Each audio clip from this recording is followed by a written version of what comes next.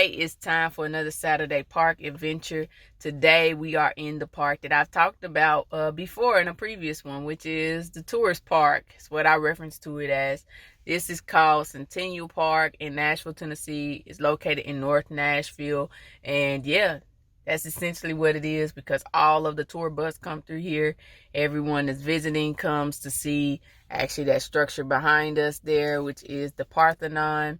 And yeah, it sits in like the university mecca of Vanderbilt, Belmont, and also TSU areas. So with that being said, it kind of serves as a university connector as well. But yo, it just is too busy around the clock here. This is actually the only time I've seen it this way in a very long time. So I said, why not? Let's go ahead and make a Saturday park adventure. So with that being said, we're going to get out and I'm going to show you guys some of the parts I like about this park, and then we'll dip. Let's go. And this is what attracts everyone out here to this park. It's Parthenon. Apparently it's like a replica of the original. And so yeah, you can go in there and visit Athena. They also have a little art gallery and gift shop inside. I'm not going to go in there. I don't even think they're open yet. But if you're ever at Centennial Park, you can definitely pay it a visit. I know their peak hours are like in the afternoon, so early morning seems to be the best time to go in. They may just be opening, I don't know. But yeah, it's located directly across from the pond, which is where I'm gonna take y'all. We're gonna loop it.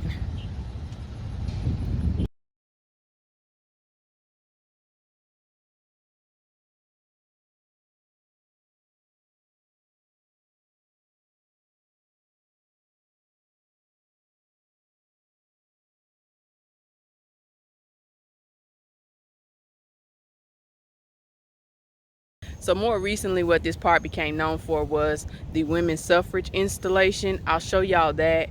I'm not sure if it's gonna stay here or if they're gonna move it again. It was near the pond we just came from, but now it's right here on the paved portion right outside of the Parthenon.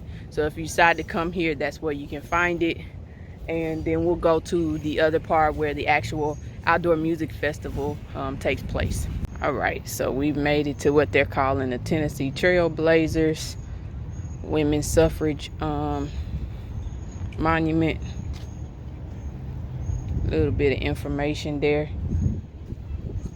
I like the structures and the way they built these, but I kind of liked it being by the pond. But I see why they had to move it, because they want to make it have a better appearance.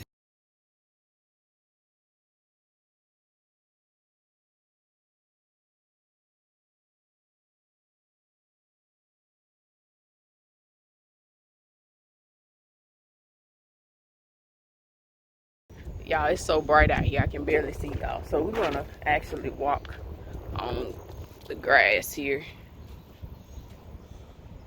So you'll notice when you hit the field at this park, you have multiple ways you can go to take in different parts of it. All right, so now we're at the part where the Shakespeare in the Park used to happen. I'm not sure what they're doing with this space now. It just kind of sits here, and honestly it's become like a homeless camp. So yeah, it's plenty of space. They used to have like food trucks set up over here. People be laid out in the lawn. Bleachers will be out. It used to be a vibe, but I don't know what happened, but it doesn't occur out here at this park anymore. Another thing, we used to love sitting on these when we were younger. Haven't been out here in so long, y'all. It looks like that's a newer one, because they all used to be like wooden, and those were not there. So that's new too. Yeah, they've made some changes. What sense does this make right here? This used to be really beautiful green grass, rich green grass. Now mind you, we've been experiencing a heat wave, so I understand the dry look. But this grass used to be beautiful. They have fake grass down here now, and it sucks. It looks terrible. I hate walking on it. Feels like I'm walking on Velcro, depending on what type of weather we've experienced. And other times it feels like I'm walking on top of cotton. I hate it. It's terrible. Where's the actual grass, people? Bring it back. So yeah, if you walk straight down the field, it'll take you to the portion of this park where we have our outdoor music festival. So we're gonna head there and I'll show y'all that, and then you've pretty much seen the park. There are 2 art buildings in this park. That's one of them. That one is more like arts and crafts for children. The other one seems to be a bit more advanced and for people who are taking their arts and crafts seriously. So yeah, you have the best of both worlds, I guess, by going to either or. So if you decide to come out to this park, you can definitely take advantage of the barcodes they have along the sidewalk. Scan it and it'll recite information about its history. Me and my mom did it one night. We were out here, and I mean, it was pretty informative. Still don't sell me on the park, but you know, what's the harm in learning a little history and getting a good walk in? Y'all, I'll be honest, one of the main reasons I can't stand this park, and I used to frequent this park as a child, like we would go to that playground over there, and we would be all over this park, but all of the racist people that have been idolized in this park, it just pisses me completely off. So I don't like being here. And then you gotta deal with tourists, people from all over the world, and that's fine, but some of them act with a sense of entitlement, like man, if you don't go back to where you came on some real, because this is not the type of city where we are not, you know, friendly or welcoming, or at least we used to be that way. Let me rephrase that. So I really just don't like this park, which is why it has taken me so long to come out here and show y'all this park, because I really don't like it. I feel like, you know, they glorify a lot of racist people with these monuments, and they should really just be in the museum for people to learn from history, you know, and move on. Because my thing is, if you can't acknowledge the acts of the people that you're idolizing and making monuments out of, why are they even there? Like, if you don't want to talk about these people and what they did when they were living, but you want to put them in a structure dead center of an attraction park, like, what's the point?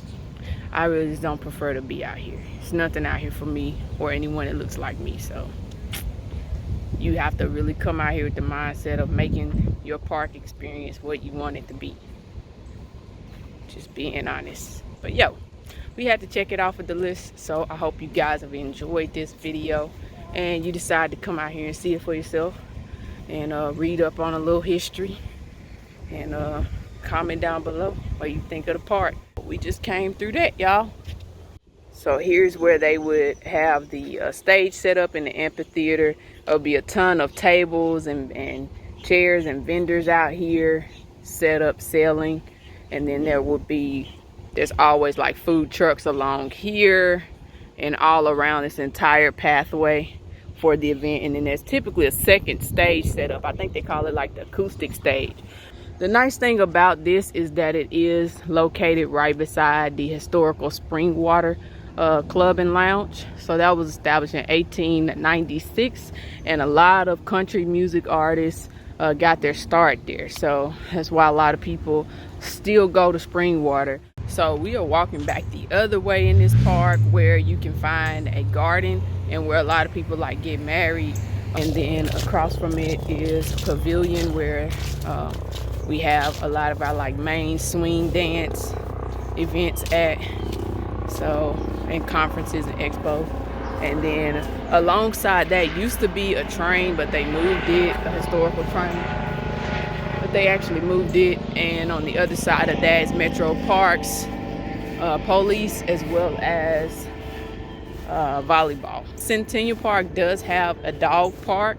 It's located on the opposite end of the park, across the street. Here we go. It's always nice. Everything is always in season. They're constantly making it look great. So yeah, that's it. That's all. I would walk y'all through there and get y'all a full look of it, but there's people over there and I got stuff to do. So yo, that's gonna conclude this. I'm at my wit's end with being in this park, if y'all can't tell. I've been ready to go when I got out of my car. But yeah, that's it. I hope y'all have enjoyed this park adventure. and you come back each Saturday for a new one.